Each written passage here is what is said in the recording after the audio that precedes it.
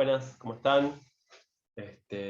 Vamos a ponernos al día con los textos, por lo menos vamos a terminar la semana que corresponde al peronismo con este segundo texto, que son 2 capítulos del libro de Eric Hobsbawm, Historia del siglo XX, la revolución social, por un lado, entre 1945 y 1990, y la revolución cultural, aproximadamente, que abarca los mismos años. He estado viendo que los videos no tienen tantas visitas como solían tener. Les recomiendo que los vean, que presten atención. También veo que hay menos compañeros que están asistiendo a las clases, digamos, eso es un problema. Uno suele bajar la intensidad de la cursada en la segunda parte, y generalmente trae dolores de cabeza al momento de dar el segundo examen y terminar la materia más o menos decentemente. Es importante que se pongan al día, que lean, digo que no dejen estar esas cosas, ¿sí?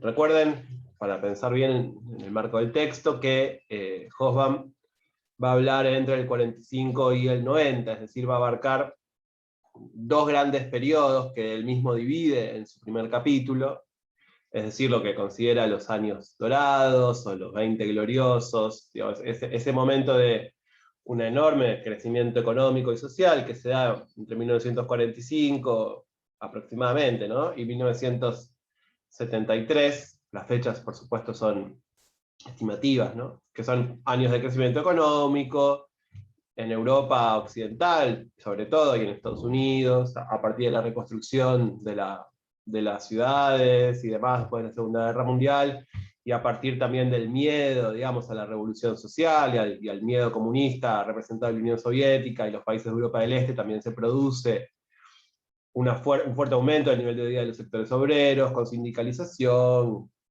políticas sociales y demás. Y después, el otro gran periodo, a partir del 73, quizás hasta 1990, que es donde él termina su texto, que es un periodo de crisis, y fundamentalmente a partir de los años 80 de el desarme de todo ese complejo llamado estado de bienestar, que es el que se había puesto aproximadamente en juego, que se había empezado a surgir a partir de esos años. Entonces, el autor va a hablar de esos 2 periodos en un solo capítulo. Eso es importante tenerlo en cuenta. Se habrán dado cuenta que el capítulo es más sencillo de leer, presenta menos dificultades, me parece a mí, que los primeros que habíamos leído nosotros, pero si no tenemos en cuenta esta división de los 2 grandes periodos que está tomando el autor, podemos tener problemas para comprender posteriormente qué es lo que está pasando ahí y cuáles son las críticas digo, las advertencias que hace el autor respecto de la sociedad actual. Recordemos, simplemente el autor es un historiador que nació, digo, en Egipto, que vivió en Alemania hasta su adolescencia, pero que básicamente es un historiador británico, muy ligado al Partido Comunista, que escribe desde una perspectiva teórica marxista, y por lo tanto, digo, la caída de la Unión Soviética en el 91 y la caída del muro de Berlín en el 89 le resultó particularmente chocante, ¿no? Y es un libro básicamente, digamos, pesimista respecto al futuro, ¿sí? Como yo les había comentado también, digamos, el análisis de los capítulos y del libro de Hobsbawm en líneas generales tiene diferentes estamentos, diferentes posibilidades de ser analizado. Nosotros vamos a tratar de hacer el análisis más superficial, o digo, no vamos a ir muy en profundidad sobre lo que el autor va a decir, sino que vamos a rescatar las ideas principales de su texto. Pero si no tenemos en cuenta esta división que va del 45 al 73 primero, que son esos años de crecimiento económico, de redistribución del ingreso, de aumento del nivel de vida de la clase obrera en líneas generales, a partir del aumento de salarios, pero también de la gran sindicalización y política social al respecto, por un lado. Y luego, a partir del 73, crisis del petróleo mediante, y sobre todo en los 80, lo que vamos a tener es el desarme paulatino de ese mismo Estado, que va a concluir con las reformas, digamos, neoliberales en líneas generales en Inglaterra y Estados Unidos primero, algunos dicen en Chile primero, pero que luego se va a desperdigar, digamos, a dispersar por todo el mundo, a partir de el auge del paradigma neoliberal, digamos, bueno, esos dos elementos hay que tener en cuenta, son dos procesos históricos bien diferentes, que sin embargo incluyen como una línea de continuidad todo lo que hace a la revolución social y la revolución cultural, como va a decir el autor, que es un proceso que se va a dar entre esos dos procesos, linealmente, y que va a tener una continuidad más allá de las crisis que va a sufrir el Estado y la sociedad en líneas generales. ¿Sí? Bueno, vamos a pasar a compartir entonces el PowerPoint para explicar más o menos lo que el texto va a ir diciendo. ¿Sí? Ahí está. Bueno. Cronología histórica, bueno, esto es lo que acabo de decir. Los años dorados, los 20 gloriosos, los 20 de oro, lo que sea. Este momento de crecimiento económico, de crecimiento, de redistribución del ingreso, de mayor poder adquisitivo de la clase obrera, en líneas generales, de crecimiento social, mayor sindicalización, políticas sociales, etcétera, etcétera, etcétera, hasta el 73. Y luego lo que uno podría llamar, digamos, en líneas generales, la crisis del estado de bienestar y por lo tanto la emergencia del neoliberalismo como ideología y sistema económico, político y social dominante a partir de los 80 fundamentalmente, pero también del 73 es una fecha que también se puede poner. Dos momentos muy diferentes. La revolución social, o lo que el autor llama revolución social, de todos modos, como les decía, cruza estos momentos porque nunca se va a detener, digamos. Y el autor va a marcar tres características, o si no me equivoco, tres características muy importantes, ¿no? En primer lugar, la gran característica, o lo que, si se quiere, la posibilidad de las otras es justamente esta, que es la muerte del campesinado, en líneas, en sentido metafórico, ¿no? Por supuesto, es decir, el proceso que hace que la población mundial se migre del campo a la ciudad, ¿no? La hegemonía, por lo tanto, del mundo urbano, fundamentalmente en Europa, aunque también en América Latina, por ejemplo, en algunos lugares. Nosotros en Argentina quizás no lo vemos porque este es un país extraño en ese sentido, es un país que no tiene campesinado, probablemente digamos, es difícil encontrar un campesinado argentino, digamos, a lo largo de la historia, tanto colonial como actual. Tiene una situación, una relación con la tierra bien, si se quiere, moderna. Entonces, quizás no lo vemos tan claramente, pero en el resto del mundo, básicamente lo que había era campesinos, pequeños propietarios, o gente que poseía una parcela de tierra más o menos pequeña, que la trabajaba en grupo o a nivel familiar. Bueno, eso va a terminar de existir. Y quiero decir, Argentina es un país notablemente urbano, digamos, muy tempranamente, aunque siempre hay migraciones del campo a la ciudad constantes, como nosotros habíamos visto. Bueno, fundamentalmente en Europa, aunque también en América Latina. A mediados de los años 80, y acá ven, el proceso que él llama revolución social cruza estos dos periodos, ¿no? El 42% de la población era urbana, incluyendo a China y la India, ¿no? Incluso nos puede parecer tímido este porcentaje, sin embargo, es un porcentaje impresionante, digamos, y además China y la India son dos países que básicamente no realizaron esta revolución urbana de la misma manera que Europa, Estados Unidos, América Latina, o el resto de etcétera, lo que sea, que tienen, por supuesto, al día de hoy, probablemente el 30% de la población mundial, digo, no quiero decir burradas, pero tiene una gran cantidad de población entre los dos países, digamos. Es decir, incluyendo esos dos países, el 42% de la población era urbana. ¿Sí? Es decir, si desagregamos la India y China, muy probablemente sea el 60%. Digamos, ¿sí? Bueno, esta revolución urbana, digamos, genera la aparición de las llamadas megaurbes, fundamentalmente en el tercer mundo, ¿no? Las megaurbes como puede ser San Pablo, Ciudad de México, qué sé yo, Nairobi, Kinshasa, digo, grandes ciudades, megalópolis, ciudades de millones y millones de habitantes. Mientras que en los países del primer mundo, si bien este proceso se puede dar fundamentalmente en Estados Unidos, pensando en la ciudad de California, por ejemplo, lo que más va a empezar a gestarse, a darse, es la aparición de diferentes ciudades dispersas por el territorio nacional que agrupaban esta cantidad de población, ¿no? Es decir, no había grandes ciudades como encontramos en el tercer mundo, pero la población de esos países centrales, Francia, Alemania, Inglaterra, etc., vivía dispersas en las diferentes ciudades de esos países, ¿sí? O sea, París no es una mega urbe como lo es San Pablo. ¿Por qué? Porque la gente además de vivir en París, puede vivir en Marsella, puede vivir en Lyon, puede vivir en etc., ¿sí? Bueno, esta revolución social, digamos, y lo que va a marcar el autor constantemente es la cuestión de la homogeneización mundial, ¿no? Que va a ser una especie de primer punto, primer momento de lo que después vamos a ver como globalización, ¿no? En primer lugar, lo que dice en este sentido es que hay una similitud morfológica de las ciudades, ¿no? Es decir, todas las ciudades tienen un sector financiero, un microcentro con oficinas, un suburbio donde la gente vive, etc., ¿no? Y esto lo que va a dar es un aspecto cosmopolita de las clases medias urbanas. La gente que vivía en las grandes ciudades se sentía quizás más hermanada al resto de las personas que vivían en otras grandes ciudades que a sus connacionales que vivían en el campo o en ciudades más pequeñas.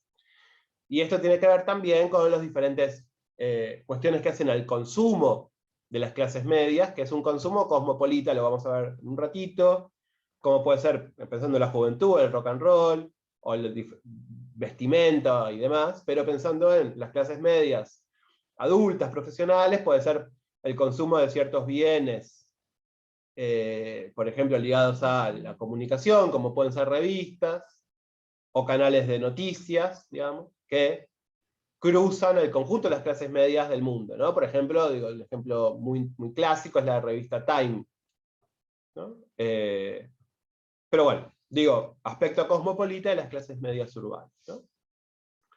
Bueno, obviamente, lo que hace la urbanización, que además está, lo que marca el autor es que la urbanización es un proceso que va de golpe, que se produce en relativamente poco tiempo, como acabamos de ver. Digamos, a los 80 ya teníamos una gran cantidad de población viviendo en las grandes ciudades.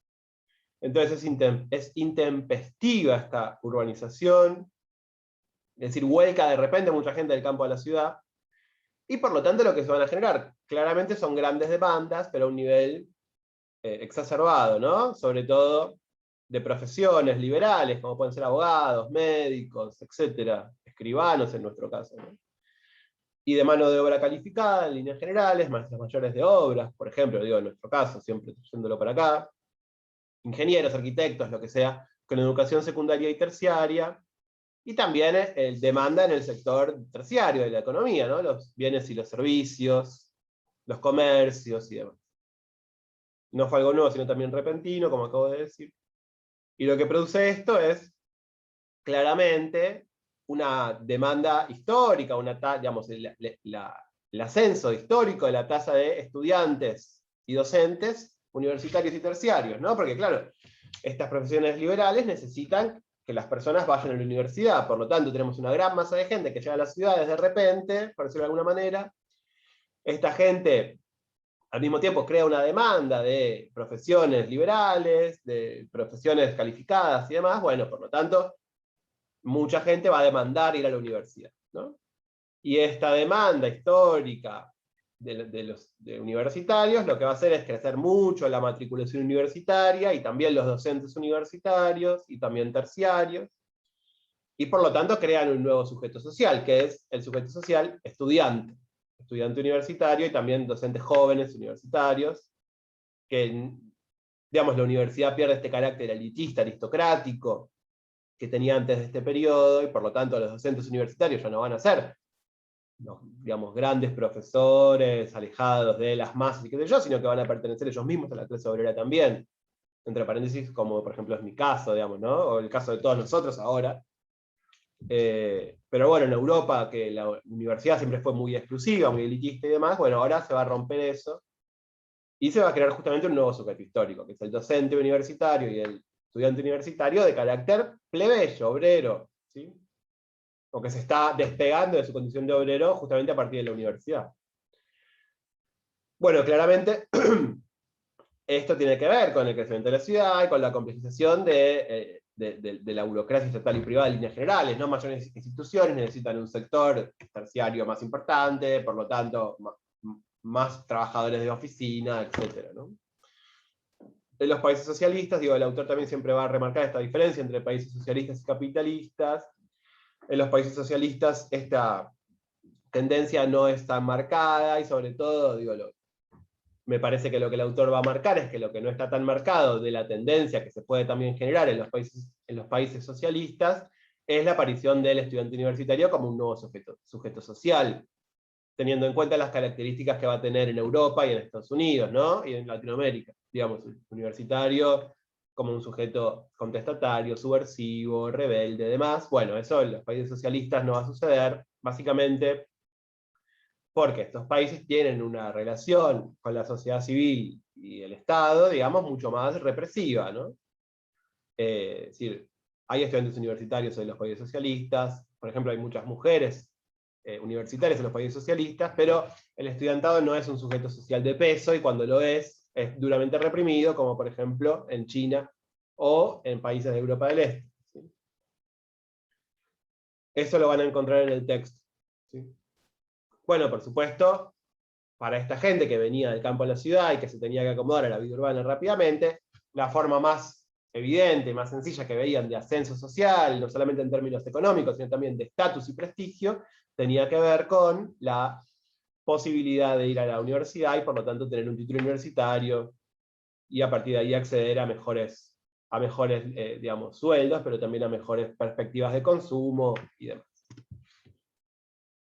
Por lo tanto, estos estudiantes, que además, como el crecimiento económico es notable, tienen trabajo, y acá se entrelazan un poco los dos capítulos, digo, como la edad de matrimonio se va a retrasar, no tienen familia, no tienen hijos hasta entrada de los 20 y pico, digamos, bueno, lo que va a suceder es que estos estudiantes, estos jóvenes en líneas generales, van a tener un trabajo y por lo tanto un salario, por lo tanto dinero, digamos, pero no van a tener que gastar ese dinero necesariamente en reproducir sus condiciones de vida, porque viven con sus padres, por lo tanto van a tener plata para gastar, digamos, ¿no? En ese sentido el autor dice, los estudiantes y la juventud en general es un nuevo factor en términos de mercado, en términos de consumo, y también va a ser un nuevo sujeto en términos políticos, ¿no?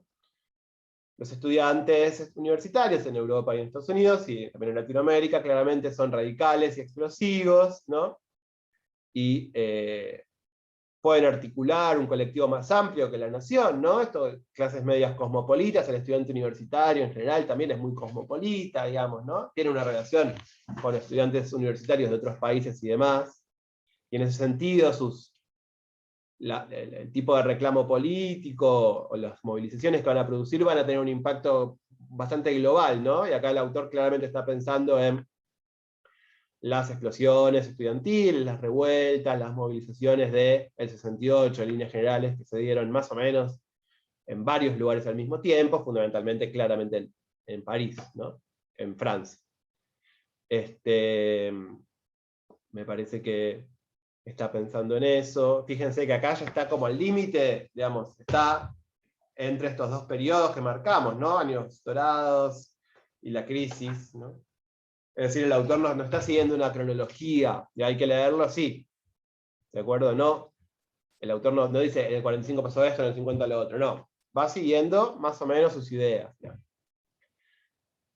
Bueno, el grupo político, digamos, los estudiantes universitarios, en tanto grupo político, si los centros de estudiantes, las organizaciones estudiantiles, van a estar muy ligados a la izquierda tradicional, que esto para el autor es una paradoja, y me parece que para el autor es una paradoja bastante negativa, digamos, es algo que él ve con cierta nostalgia, con cierto temor, digamos, respecto al futuro de la izquierda, porque mientras la clase obrera se corre del comunismo y se ascribe más, digamos, a la vida de consumo que el capitalismo le va a proveer, los estudiantes universitarios van a ascribir al comunismo tradicional, ¿no? Y ahí entonces el autor dice, bueno, ¿qué explicación daba de la sociedad de esto? Bueno, entender el radicalismo universitario en el marco del despertar de la subjetividad en la vida típica del burgués, ¿no? Esta idea de que todos cuando somos jóvenes hacemos quilombo, pero después, a lo largo de los años, vamos sentando cabeza. Eso es lo que dice el autor que pensaba en la sociedad de los estudiantes universitarios que hacían quilombo. Me parece que, bueno, quería decir algo sobre eso, pero no importa. La idea es que la clase obrera va a despegar del comunismo, los estudiantes van a escribir al comunismo. Para el autor eso es raro, está mal, me parece que para el autor eso está mal. Y las personas van a decir, estas explosiones estudiantiles son parte de la vida, parte de ser joven, ¿no? También, y esto me parece que acá se cruzan los dos capítulos, el autor va a decir, por un lado, los jóvenes son protagonistas de la sociedad de consumo, de la sociedad política, son grandes protagonistas de la época, sin duda, de los años 60, ni hablar, digamos. Pero los gobernantes son todos viejos, ¿no? Quienes tienen el manejo del Estado son gente grande, ¿no? Que terminan siendo echados en el 68, por ejemplo, De Gaulle, ¿no? El general francés, que es presidente de la Quinta República durante 10 años, francesa, renuncia luego de estas movilizaciones y termina su vida política. Ahí tenemos otra paradoja, ¿no? La juventud como principal protagonista del proceso histórico llamado revolución social, para el autor, pero quienes ostentan el poder del Estado son gente mayormente de edad avanzada. Y por eso también un poco son condescendientes con esta juventud, diciendo, bueno, es un momento de la vida, ya se les va a pasar, etc. Ahora, ¿por qué los estudiantes se corren a la izquierda? Esta es una pregunta del autor que responde de una manera extraña, porque él como marxista, ¿qué es? Podría decir, bueno, los estudiantes se corren a la izquierda porque tienen mayor capacidad de observar la sociedad, porque estudian sociología, porque estudian ciencias políticas, lo que sea, y entienden las injusticias del mundo, y por lo tanto descubren en el marxismo una herramienta teórica válida para poder transformar esa realidad. Eso no lo dice. El autor dice, hay una tensión entre el número de estudiantes, o sea, mayor que nunca y al mismo tiempo, y las instituciones de acogida, ¿no? Es decir, las universidades, que no están preparadas en términos de infraestructura ni en términos de recursos humanos para hacerse cargo de esa masa enorme de estudiantes. Por lo tanto, esto genera una convulsión y es reactiva frente a las autoridades universitarias y después frente a los gobiernos. Es decir, estudiantes nuevos entran todos juntos a la universidad no tiene la capacidad material, digamos, ni humana para acoger a esos estudiantes, por lo tanto los estudiantes se quejan contra el rector y a partir de esa queja contra el rector después se quejan contra el gobierno, ¿no? Y ahí me parece que, digo, y esto no necesariamente tienen que ustedes verlo, pero está muy claro el pesimismo del autor respecto al futuro, porque no dice, los estudiantes ven en el marxismo una bandera, porque él es marxista. Dice esto, dice, hay un problema de infraestructura y por eso los tipos se quejan. Bueno, es decir, ¿no les parece que uno podría concluir ahí? Bueno, no está del todo de acuerdo con los movimientos estudiantiles. No importa, ¿no? De todos modos, para que tenganlo en cuenta, ¿no? Bueno, y el empuje estudiantil resultó para las clases desposeídas un aliciente para reclamar por cosas que no hubiesen considerado posible, ¿no? Porque los estudiantes universitarios reclamaban por cosas que, digo, la imaginación al poder, todo lo que me importa, lo voy a llamar político, bla, bla, bla, es decir, hacen de la política una bandera para reclamar por cosas, digamos, que las personas nunca hubiesen reclamado, porque hasta ese momento se reclamaba por un salario digno, etc. ¿No? No por la imaginación al poder, ni el cielo por asalto, ni nada de eso. Por lo tanto, dice el autor, el empuje del movimiento estudiantil y sus reclamos, y la vaguedad, y al mismo tiempo la radicalidad de sus reclamos, va a ser un aliciente para que la clase obrera, en líneas generales, considere que puede reclamar por otras cosas, digamos. Pensando en los estudiantes, esa primera parte, ahora va a pensar en los trabajadores, va a decir que la clase obrera industrial, digamos, todo el mundo decía que iba a terminar de existir en el 45, y no estaban en lo cierto, pero sí va a estancarse, digamos, durante estos años, y hacia el 80 va a empezar a disminuir, ¿no? Por lo tanto, podemos hablar, digamos, en términos teóricos, o en términos de poner un título, de la sociedad postindustrial, ¿no? Es decir, no que no hay más industrias, pero que las industrias tradicionales, las industrias metalúrgicas, la industria del carbón, etcétera, digamos, textiles, van a tener menos relevancia y van a nacer otras industrias ligadas a la tecnología, por ejemplo, esto de Silicon Valley, digamos, etcétera, los ordenadores, etcétera, ¿no? Que no estaban en los mismos lugares y que no se organizaban de la misma manera, es decir, no estaban en una fábrica enorme con obreros para existir, y por lo tanto toda la organización espacial de la industria va a ser diferente, y es lo que el tipo de organización laboral en líneas generales, que se conoce como postfordismo, el autor la va a nombrar. Y acá hay una cita textual, dice que en algunos países mal aconsejados, la crisis desencadenó una verdadera hecatombe industrial, por ejemplo en Gran Bretaña, las reformas neoliberales derrumban a la industria británica, digamos, ¿no? Y también las reformas de Ronald Reagan en los años 80 son un fuerte golpe a la industria norteamericana, que en el corto plazo, y acá hay un segundo análisis del autor que no podemos ver de todo, pero dice, en el corto plazo quizás eso aumenta el nivel de explotación, y por lo tanto el nivel de plusvalía, digamos, de esta clase, de la burguesía británica o de la burguesía norteamericana, pero a largo plazo eso es un problema, porque en última instancia la explotación, digamos, se corre a los países del tercer mundo, que después van a crecer, y bueno, y acá hay toda una cuestión económica, política económica, que no nos vamos a meter de ninguna manera, pero el autor está pensando, digamos, en el largo plazo, sobre todo, cuando dice que desencadenó una verdadera hecatombe industrial en Estados Unidos y en Gran Bretaña, no quiere decir que se haya entrado en crisis terminales esas economías, al contrario, el nivel de explotación, el nivel de plusvalía, etcétera, el nivel de ganancia de las burguesías británicas y estadounidenses. Digo esto porque el autor es marxista, entonces, para reconstruir un poquito lo que piensa, va a crecer, digamos. Pero en el largo plazo se van a desindustrializar, y eso es un problema. Y si uno lo piensa, digo, si agarran algo de lo que estoy diciendo y leen los diarios o lo que sea, van a ver la victoria de Donald Trump, por ejemplo, como una especie de síntoma de este problema, o lo que pasa en ciudades americanas como Detroit, o el famoso cinturón industrial, el cinturón de acero estadounidense, que ahora le llaman el cinturón del derrumbe, digamos, porque ya no hay industria, ¿no? Me quedo hasta ahí. Y acá, bueno, dice, hay una crisis de la clase obrera industrial, ¿no? Pero el autor dice, no es una crisis de clase, sino de conciencia de clase. Claramente, pensando en términos marxistas. ¿Por qué no es una crisis de clase? Pues la clase obrera, digamos, tiene una vitalidad, una forma de ser objetiva, existe más allá de lo que los obreros quieran. Lo que es la crisis es de conciencia, porque los obreros, la clase obrera deja de pensarse a sí misma como una clase para empezar a pensarse en términos de fragmentos. Va a haber una fragmentación de la clase obrera industrial en estos años, ¿sí? ¿Qué significa esto?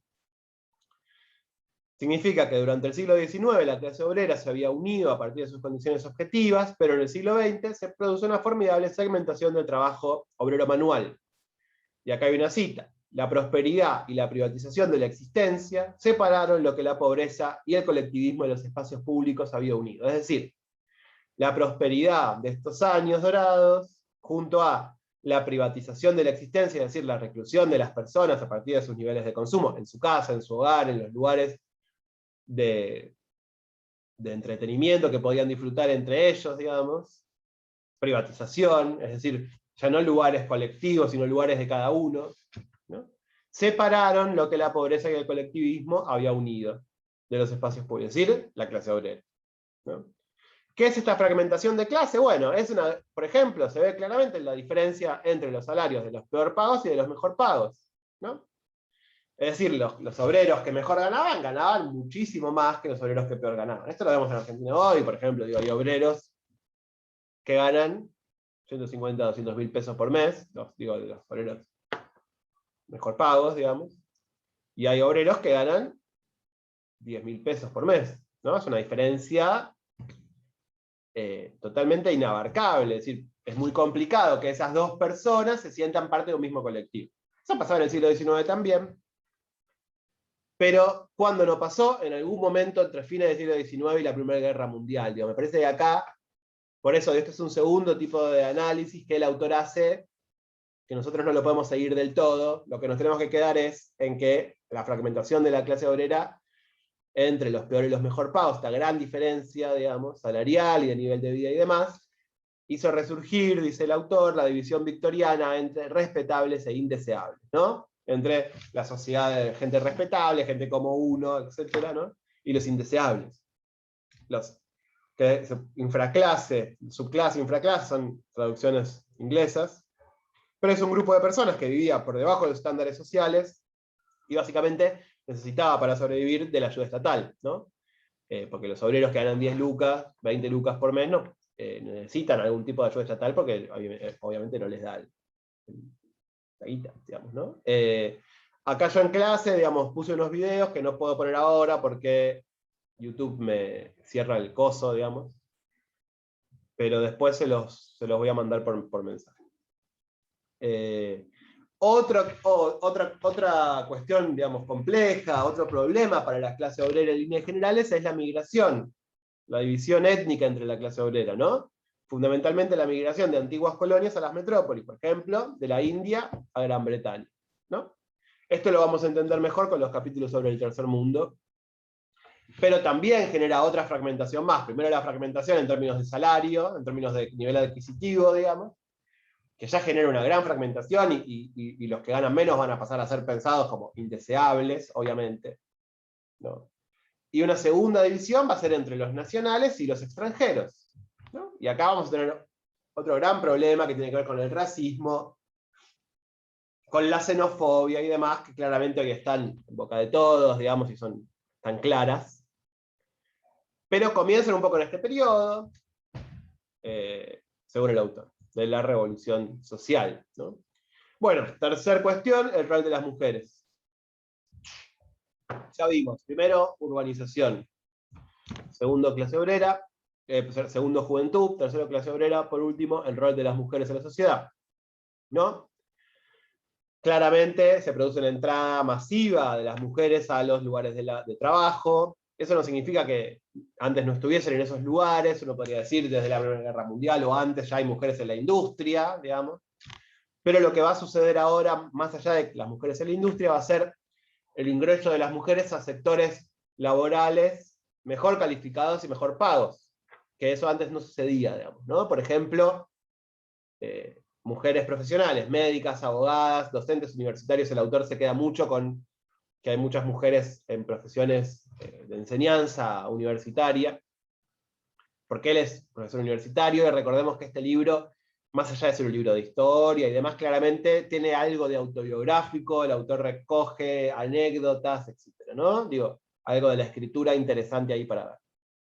Bueno, el auge del sector terciario demanda mujeres en el mercado laboral, comercios, etc. Secretarias, digamos, acá yo había puesto un fragmento de la telenovela o serie, como le guste decirlo, Mad Men, bien interesante para pensarle el ingreso de las mujeres a la sociedad. Se los puedo pasar después por otros medios. Claramente, el modo en que las mujeres entran al mercado laboral y a la sociedad en líneas generales, también en la política, digamos, es un lugar muy subordinado a los hombres, ¿no? Como, digamos, claramente está en inferioridad de condiciones, digamos, tiene que soportar una serie de vejaciones, digamos, y de humillaciones típicas del mercado laboral para las mujeres de esos años. Pregúntenle a sus madres, a sus abuelas, digamos. Lo dije, lo de la enseñanza universitaria.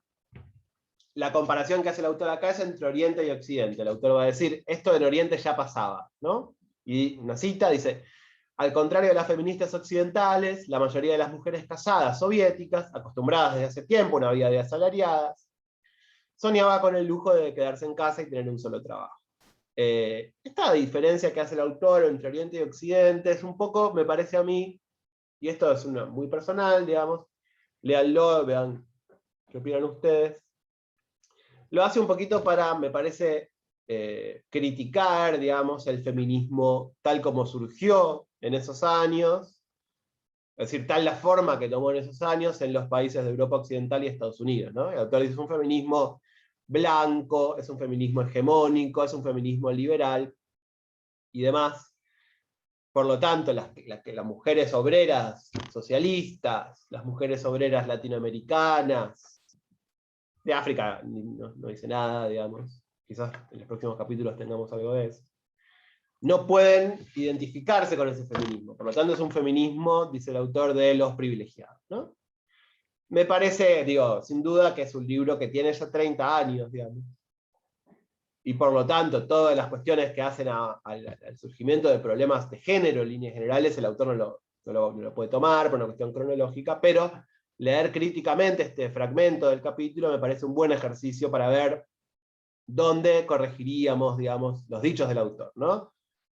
Que les repito, es un autor de los más importantes que ha dado la historiografía mundial, digamos, ¿no?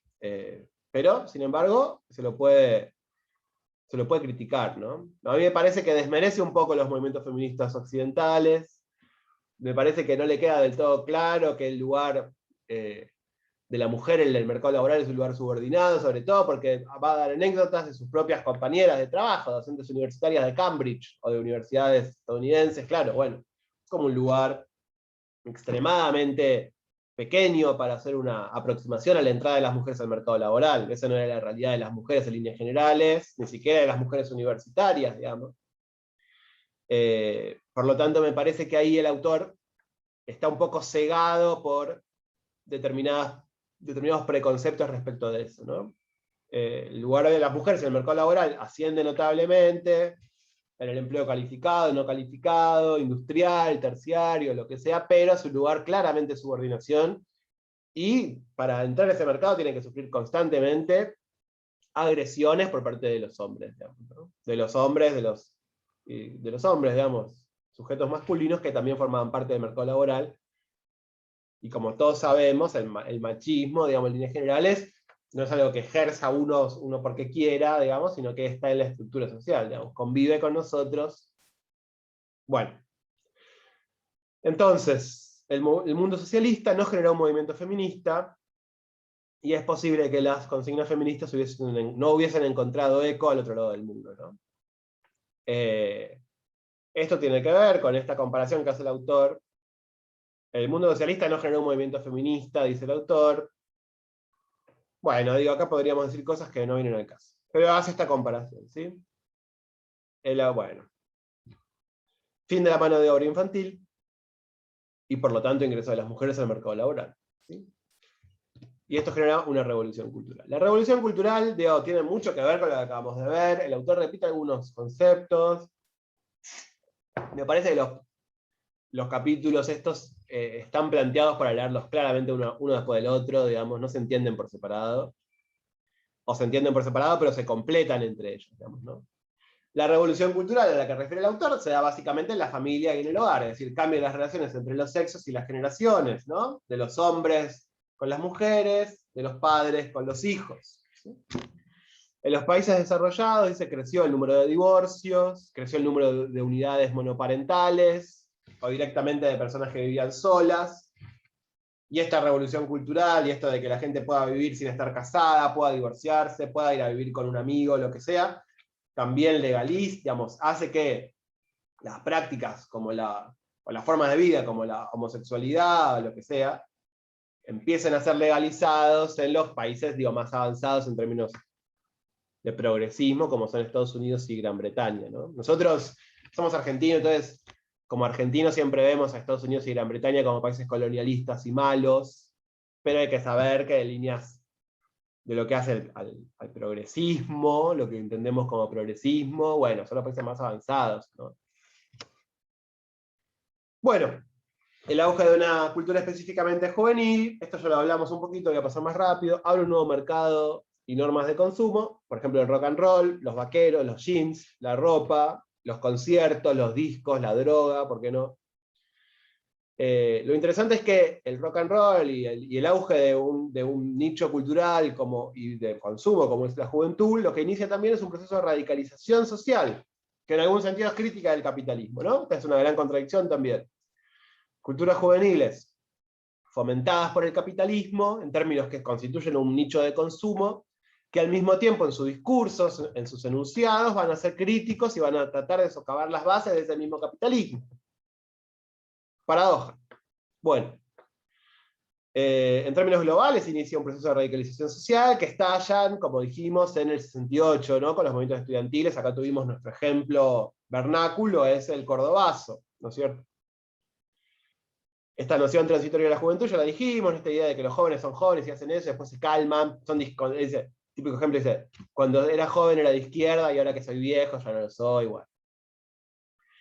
La juventud pasó a ser la etapa más interesante de la vida en términos ideológicos, es decir, todo este mercado que se abría para la juventud, lo que decía, lo que tenía el discurso publicitario, digamos, respecto de la juventud mercantil, era que la juventud era la etapa más linda de la vida, irreemplazable, etcétera, ¿no?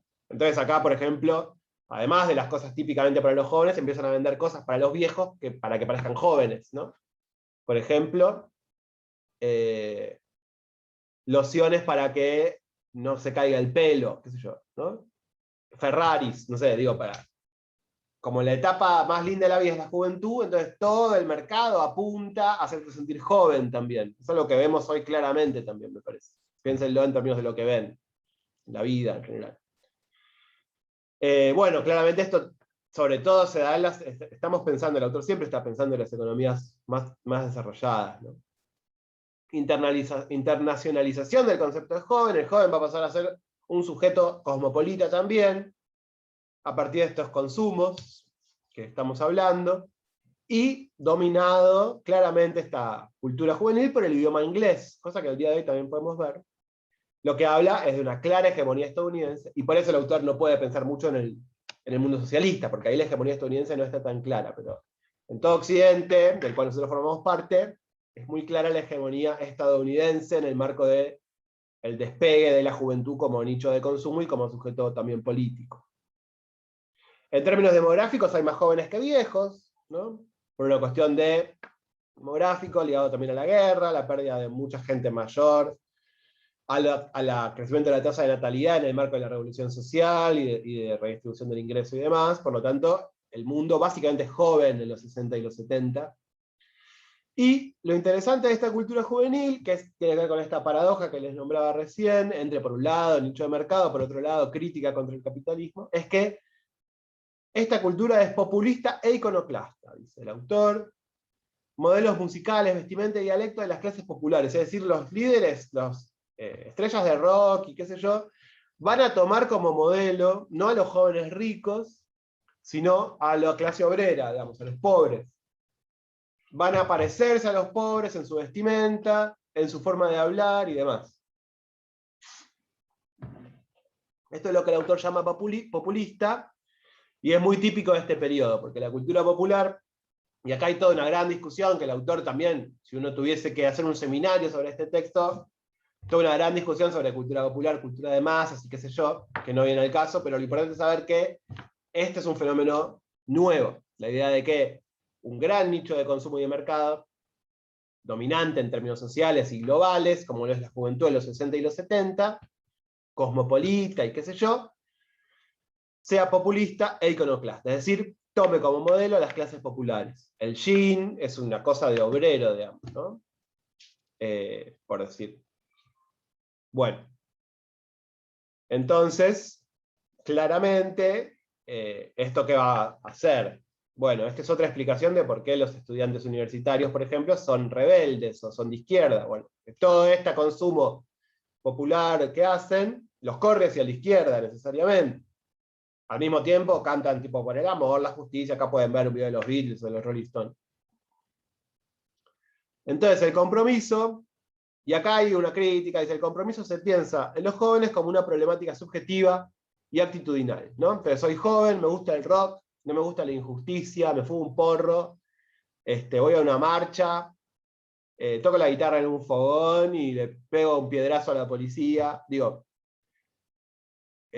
porque estoy triste, digo, ahí hay como una melange de cuestiones que hacen que la política, para los jóvenes que les gusta el rock and roll en los 60 y los 70, se piensa en términos subjetivos y de actitudes, ¿no? Entonces, dice el autor, una cita que claramente trata de graficar esto, es que la frontera entre pegarse un colocón, de fumarse un porro, lo que sea, y levantar una barricada, es decir, hacer una manifestación, pelear con la policía, a veces parecía nebulosa, ¿no? Entre los estudiantes de los países desarrollados, por ejemplo, estudiantes de la Universidad de Berkeley, en California, claramente está pensando en eso el autor. En los hippies, si ustedes también acá tipo, hay capítulos de Capusotto que explican esto claramente. Bueno, en términos esto era en términos de la juventud, ¿no? La cuestión generacional, esta brecha sexual y generacional, acabamos de verla generacional. En términos del género, del cambio de las relaciones entre hombres y mujeres, lo que vemos es un auge de la libertad sexual, digamos, ¿no? De la libertad de elegir una pareja sexual, de, por ejemplo, la habitualidad del uso de métodos anticonceptivos, digamos, regulados por el Estado y vendidos en farmacias, como la pastilla anticonceptiva, etc., ¿no? Por supuesto, todo esto tiene que ver con el movimiento feminista en líneas generales. el sexo premarital que acabo de decir, y una eclosión de la autoridad del padre. Antes el padre era, digamos, el padre primero y el marido después, era una especie de voz de autoridad para las mujeres en una familia, y eso muy lentamente, digamos, se va perdiendo. De todos modos, muy lentamente. Al día de hoy vemos resabios de eso mismo, ¿no? Puede pensarse, dice el autor, como el triunfo del individuo sobre la sociedad, o sobre los hilos que tejen este entramado social, ¿no? Es decir, el individuo que tiene sus deseos y sus aspiraciones, derrota, digamos, en el marco de su propia individualidad y de su subjetividad, a instituciones que antes regulaban la vida social, la familia, el partido político, la nación, la patria, etc., ¿no? Y acá el autor tiene una mirada muy, digamos, yo diría negativa sobre esto, o por lo menos contradictoria, porque claramente el autor no desmerece la libertad sexual ni la capacidad de la pastilla anticonceptiva digamos, de liberar a las mujeres del lastre de quedar embarazadas cuando son adolescentes solamente por mantener relaciones sexuales, digamos. Pero el autor lo ve como un antecedente del neoliberalismo y un principio de crisis del capitalismo, en tanto el capitalismo nunca termina de comprender, según el autor, digamos que la familia, por ejemplo, es una unidad que acompañó el desarrollo del capitalismo y hasta cierto punto lo mantuvo en pie. Y acá hay serias discusiones sobre marxismo teórico que no podemos tener, pero tengan en cuenta que el autor hace una relación entre el fin de la familia y la libertad y la individualización y la subjetivación de la política, es decir, pensar la política en términos actitudinales, como vimos en la diapositiva pasada. El autor lo relaciona con como un antecedente de la posterior hegemonía neoliberal sobre la sociedad y un principio de crisis del capitalismo, no en términos de revolución socialista, sino de crisis del capitalismo en términos de una crisis del capitalismo, crisis social como la que estamos viviendo ahora, digamos, en la cual el capitalismo está en crisis y nadie sabe qué hacer, ¿no? Bueno, eso el autor lo reconoce y eso es una cosa que hay que darle la derecha, pero me parece que ven en lugares quizás no del todo claros, ¿no? Por ejemplo, esto, pensar que la subjetividad es un problema, bueno, acá se ve claramente la matriz comunista en términos del Partido Comunista el autor, ¿no? Digamos, en términos de ser muy desconfiado de la subjetividad y de la individualidad y demás. Pero bueno, eso no es una discusión que podamos tener nosotros, ¿no? La revolución cultural, claramente una característica muy importante, es el fin de la autoridad moral de la Iglesia. En los países desarrollados, o en los europeos en general, europeos de Occidente, diría yo, eso es muy importante, porque la Iglesia, como ustedes saben, primeramente, increíblemente todavía existe, digamos, y en segundo lugar, fue perdiendo autoridad muy paulatinamente a lo largo de los siglos. Bueno, acá le dan una especie de golpe terminal a su autoridad moral, a la capacidad que tenía el cura de decir que las cosas se hagan de una manera y que se hagan así, digamos. Bueno, y el posmodernismo, digamos, que esto es toda una corriente científica, de ciencias sociales y demás, como complemento epistemológico del auge individualista, ¿no? Es decir, a este individuo, que además es estudiante universitario, es decir, que incluso de la misma gente que participa del 68 francés después, o antes o después, digamos, participa en la construcción de una teoría postmoderna. Bueno, esto es un complemento epistemológico de esto, que se empalma con el neoliberalismo también, digamos, ¿no? Está hablando digamos, para el autor la revolución cultural, más allá de sus cuestiones positivas o negativas, digamos, es una entrada a la crisis del sistema del estado de bienestar, ¿no? Y introduce el neoliberalismo, primero como ideología y después como política económica. Eso es lo que dice el autor. Le pongo un punto ahí para que se entienda, ¿sí? De todos modos, si no se entiende, después lo vemos en clase. Pero hasta ahí estos dos capítulos. Por favor, vengan a clase, lean los textos. No creo que tengamos problemas para que todos puedan aprobar la materia. ¿Sí? Nos vemos el jueves. Chao.